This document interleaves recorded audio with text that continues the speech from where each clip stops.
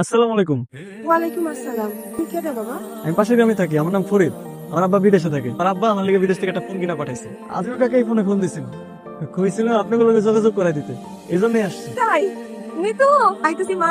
মা, এই যে ও কি হয়েছে? ডাকতেছো কেন? ও হইতেছে যে ফরিদ, ফরিদের পাশে গ্রামে থাকে। ওর বাপ আর তোর বাপ একই কোম্পানিতে কাজ করিস। তোর বাপ ওর ফোনের মধ্যে একটা ফোন দিছে, আমাকে কি কথা কইছে। আচ্ছা তাহলে আব্বা লাগে একটু কথা কইলাম।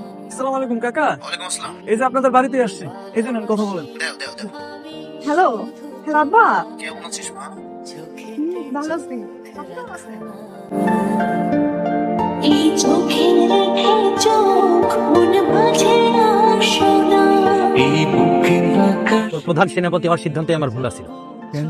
নিজের খায় বনের মস্তারা বেড়াইতেছি। সবই ভাগ্যের খেলা, যেখানে যাওয়া সেখানে ভাগ্য